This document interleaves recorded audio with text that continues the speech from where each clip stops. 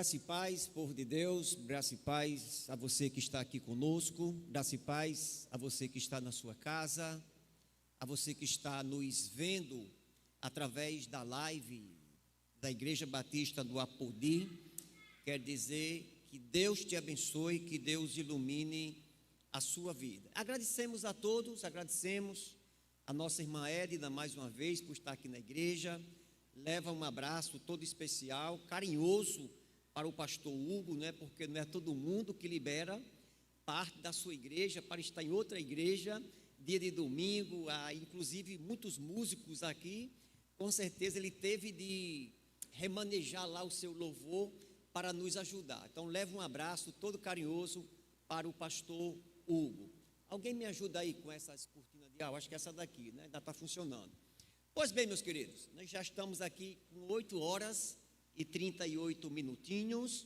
Nós faremos a seguinte coisa, né? Nós estaremos dividindo o nosso sermão hoje e vamos pregá-lo, concluí-lo no próximo domingo, né? Então estaremos abordando uma temática profundamente interessante. Estamos dando início ao nosso mês da família. Até o final do mês, as pregações em dia de domingo, as pregações dos cultos de doutrina, as pregações em alguns departamentos, enfatizaremos a família. O tema de hoje é muito relevante. Ele traz a seguinte mensagem: inabaláveis na proteção da família. Inabaláveis, resistentes, relutantes na proteção da família. Estaremos falando de um assunto extremamente relevante e difícil de ser colocado em prática. É a proteção da família. Nós corremos dois riscos quando o assunto é proteção da família. Ou a gente supervaloriza a família, superprotege a família, superprotege um filho, de tal maneira que o filho chega a ter 25 anos e não sabe ainda amarrar um cadastro de um tênis, não sabe escolher uma roupa para usar, não sabe escolher um modelo de um corte de cabelo, não sabe ir numa esquina comprar 1 litro de leite, não sabe passar um troco, não sabe voltar de uma escola sozinho, não sabe lavar uma bicicleta, não sabe fazer pequenas coisas. Muitas vezes, por esta superproteção, tem famílias, tem pais que evitam que os filhos amadureçam e que se preparem para os desafios da vida. Por outro lado, existe aquele tipo de família que abandona os seus filhos, abandona a sua casa, não protege coisa nenhuma, e a família, ela vira uma verdadeira bagunça, justamente por filhos que não são protegidos, que crescem doentes, vão se tornar adolescentes doentes, e que muitos deles são candidatos seríssimos a dar trabalho à família e a dar trabalho à polícia e à justiça. É por isso que eu estou dizendo aqui que o assunto é muito sério, que o assunto é muito desafiador. A nossa palavra nessa noite será uma palavra de equilíbrio, nem uma coisa, nem outra. Eu escolhi o texto de Êxodo, capítulo 2, do verso 1 ao verso 5, a história do nascimento de Moisés, para a gente pensar um pouco sobre inabaláveis na proteção da família. Então, Êxodo, capítulo 2, do verso 1 ao verso de número 5. Queria que você prestasse atenção na leitura desse texto. Queria também pedir permissão para ter pedido aos irmãos para fazer a arte, né, de hoje, com a foto da minha família, mostrando que é dever também do pastor cuidar da sua família. Pois bem, um homem da linhagem de Levi casou-se com uma descendente de Levi. A mulher engravidou e deu à luz um filho. Vendo que era bonito, escondeu durante 3 meses. Não podendo, porém, escondê-lo por mais tempo, pegou um cesto de junco e revestiu de betume e de piche. Então, pondo nele o menino, colocou-o dentre os juncos à margem do rio. E a irmã do menino ficou de longe para ver o que lhe aconteceria. A filha de Faraó desceu para banhar-se no rio. Enquanto isso, suas criadas passeavam à beira do rio. Vendo o cesto no meio dos juncos, mandou uma criada buscá-lo. Lemos até o versículo de número 5. Que Deus, ele possa trazer uma palavra despertadora, desafiadora, para todos aqueles que aqui são pais, que são mães, que são candidatos também a ser pais e mães.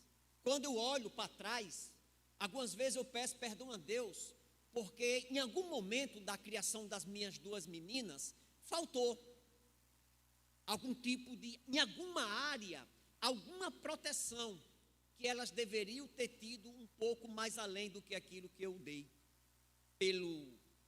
pela condição financeira que eu tinha, pelo corre-corre que eu levava, para trazer o sustento para dentro de casa, para ter uma formação intelectual melhor, para ter uma formação acadêmica, para ter uma formação teológica.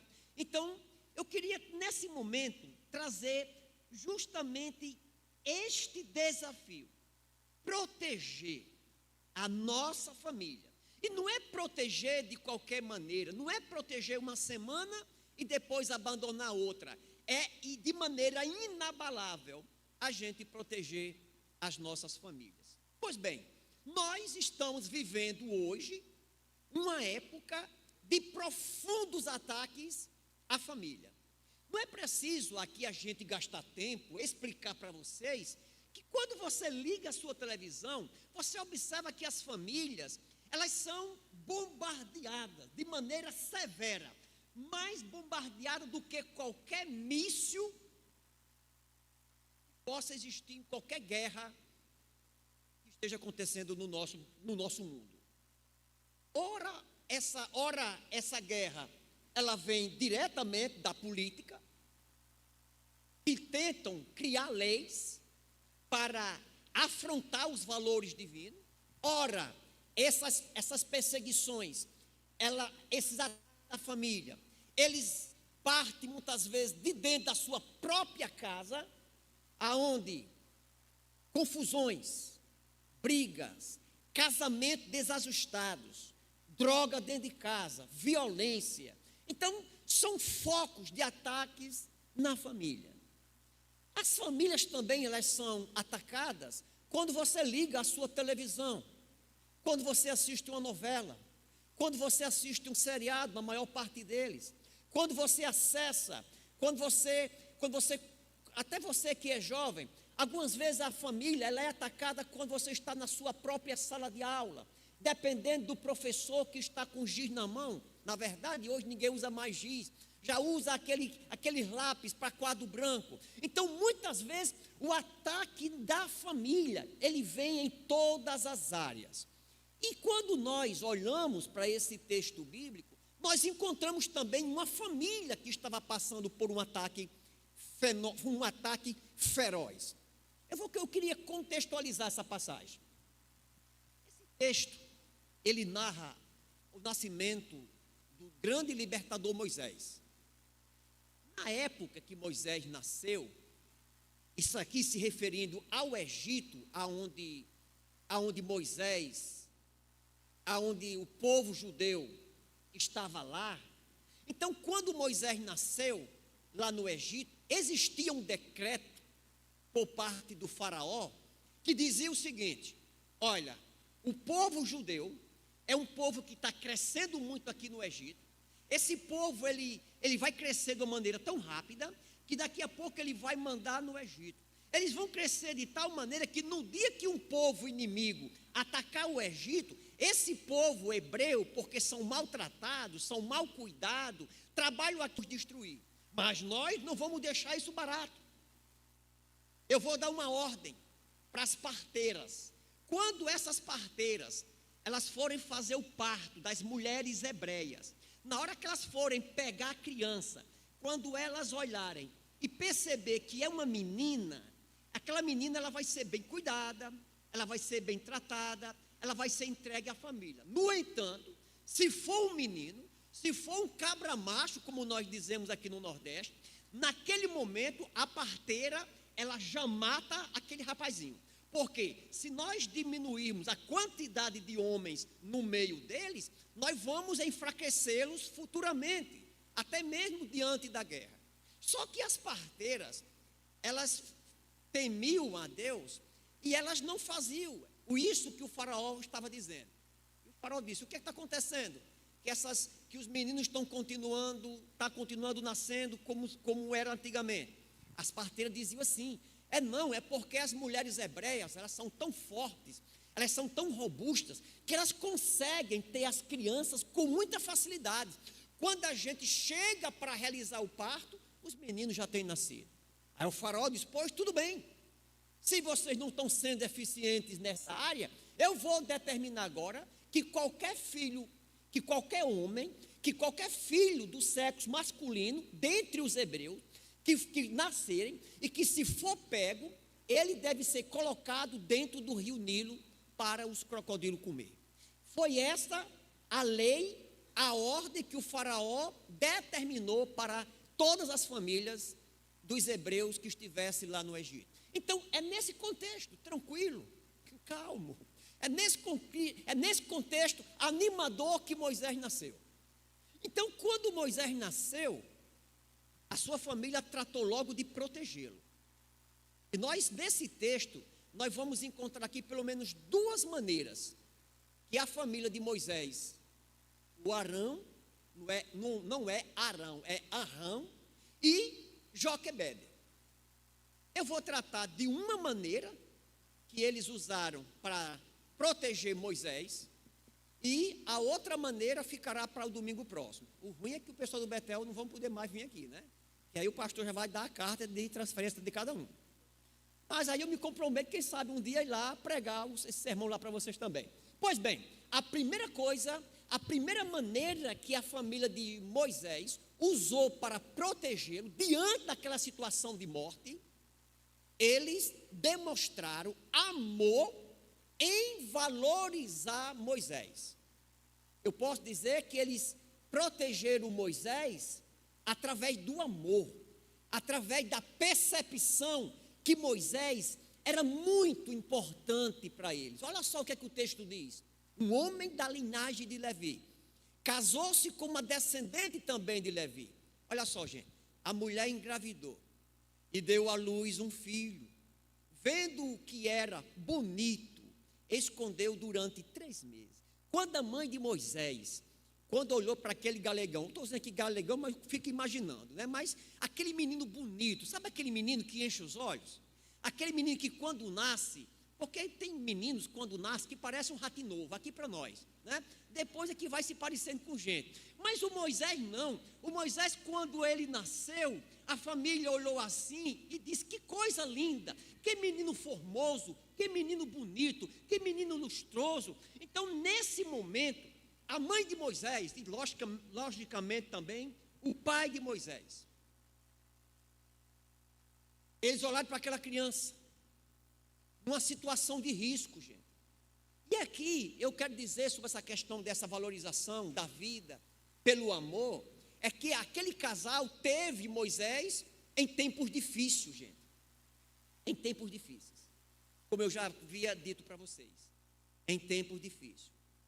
Aqui nós encontramos a própria família de Moisés depositando o amor daquela criança. Depositando o amor. A importância de Moisés não era só porque ele era bonito. A importância de Moisés como filho é porque aquela família via naquele filho algo que fazia parte, era algo que fazia relevância nas suas vidas. Eu fico imaginando que para o pai de Moisés, para a mãe de Moisés, o nascimento de Moisés não foi um peso. como hoje acontece. Existem algumas famílias que elas dizem assim: porque depois que o meu filho nasceu, minha vida virou pelo avesso. O meu filho veio me deixar mais feia. O meu filho é um peso. Agora a situação financeira na minha casa piorou. Nesse menino, ele veio destruir os meus sonhos. Eu pensava em fazer uma faculdade, eu pensava em fazer um mestrado, eu pensava em viajar. Depois que esse menino nasceu, depois que essa menina nasceu, a minha vida mudou. Esse menino, ele é um peso, veio me atrapalhar, acabou o meu lazer, acabou as minhas noites de sono, tem perturbado a minha vida, eu me tornei mais estressada por causa disso. Gente,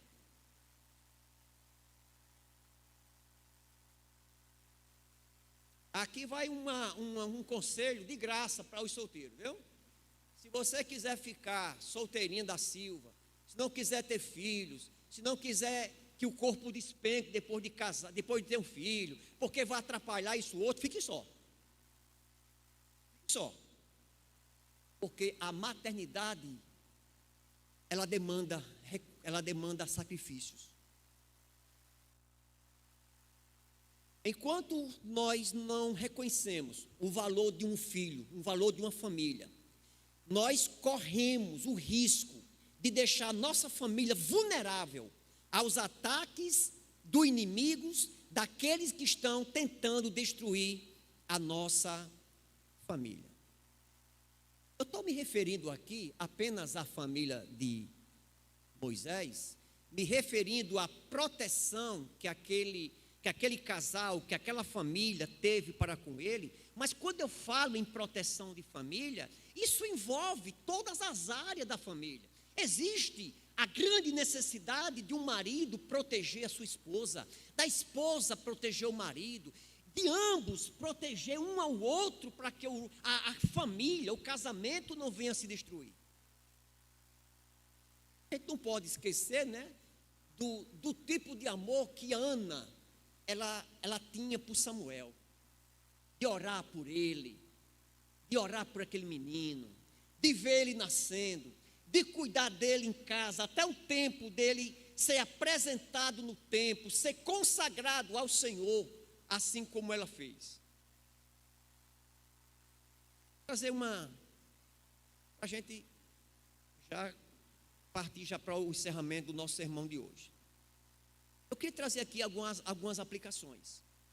Primeiro, eu quero dizer também que os nossos filhos, os nossos netos, estão nascendo em um período extremamente difícil. Assim como Moisés, quando ele nasceu, ele já nasceu com uma sentença de morte, já existia um grande prenúncio de que Moisés ele poderia não existir, não poderia viver por muitos anos. Eu quero dizer que também, em pleno século 21, existem verdadeiros males, verdadeiros inimigos das famílias. Eu queria citar alguns. Eu queria citar o aborto. Tem um monte de gente sem vergonha pelo Brasil afora defendendo. Eu fui pesquisar, meus queridos irmãos, e vocês não precisam desmaiar. Se for desmaiar, peça alguém para pegar um copo d'água para você ali dentro. Eu não sei se vocês sabem, mas existe uma estimativa que nós temos 73 milhões de abortos ao longo do ano no nosso planeta Terra. Eu queria repetir. São realizados, como muitos deles são feitos sem ninguém saber, possivelmente esse número é mais. 73 milhões de assassinatos de crianças, que foram assassinadas covardemente, antes mesmo delas ter o direito de se defender. Pois é, ainda tem quem defenda. Deixa eu colocar aqui outros perigos. Eu vou citar apenas alguns. Se eu for citar aqui os perigos que rondam a família, a gente vai até de madrugada. O cyberbullying, a exploração sexual, a exposição a material sexual pela internet. Quantas crianças estão sendo acometidas desse tipo de mal, gente? As drogas, o álcool. que tem chegado na vida das nossas crianças tão cedo. O próprio cigarro, a violência, gente, que tem sido denunciada galopantemente, afastamento dos pais. Então, problemas, perigo que as crianças passam dentro das suas próprias casas, com as portas trancadas, violência física, violência emocional, violência sexual dentro das suas próprias casas.